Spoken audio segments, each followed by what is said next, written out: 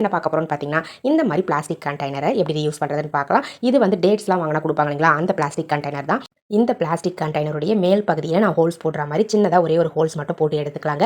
கத்தியை ஹீட் பண்ணிவிட்டு ஹோல்ஸ் போட்டிங்க அப்படின்னா உங்களுக்கு அழகாக வந்து ஹோல்ஸ் கிடச்சிரும். பாருங்கள் ஃப்ரெண்ட்ஸ், நான் ஹோல்ஸ் போட்டு முடிச்சுட்டேன். ஒரே ஒரு ஹோல்ஸ் போட்டால் போதும், அவ்வளோதாங்க. இப்போ நம்ம இந்த கண்டெய்னரை கொஞ்சம் டெக்கரேட் பண்ணுறதுக்காக ரெட் கலர் பெயிண்ட் எடுத்து ஃபுல்லாக வந்து அப்ளை பண்ணி எடுத்துக்க போகிறேன். இப்போ நம்ம சப்ஸ்கிரைபர் எல்லாருக்கும் ஒரு பெரிய ஹாய் சொல்லிக்கலாங்க ஃப்ரெண்ட்ஸ்.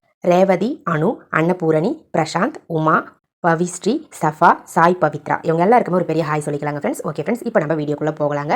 பாருங்கள், நான் அழகாக வந்து பெயிண்ட் பண்ணி எடுத்துக்கிறேன். ஸோ இதே மாதிரி 4 பக்கமே நம்ம பெயிண்ட் பண்ணி எடுத்துக்கலாம். உங்களுக்கு பாட்டம்லையும் தேவைப்பட நீங்கள் பெயிண்ட் பண்ணிக்கலாம். உங்ககிட்ட இந்த மாதிரி பெயிண்ட்லாம் இல்லை அப்படின்னா ஓல்டு கிளாத் இருந்துச்சு அப்படின்னா கட் பண்ணி சுற்றிலுமே வந்து பார்த்தீங்கன்னா ஃபெவிகால் அப்ளை பண்ணி ஒட்டி விட்டுருங்க. அப்படி ஓல்டு கிளாத் உங்களுக்கு பிடிக்கல அப்படின்னா கிஃப்ட் ராப்பர் ஏதாச்சும் இருந்துச்சு அப்படின்னா அந்த கிஃப்ட் ராப்பர் யூஸ் பண்ணி ஃபுல்லாக கவர் பண்ணி விட்டுருங்க ஃப்ரெண்ட்ஸ். பாருங்கள், நான் வந்து அழகாக பெயிண்ட் பண்ணி எடுத்துக்கிறேன். நீங்கள் டிஃப்ரெண்ட் கலர்ஸில் கூட பெயிண்ட் பண்ணிக்கலாம். அதே மாதிரி ஏதாச்சும் டிசைன்ஸ் மாதிரி கூட வரைஞ்சி நீங்கள் டெக்கரேட் பண்ணிக்கலாம்.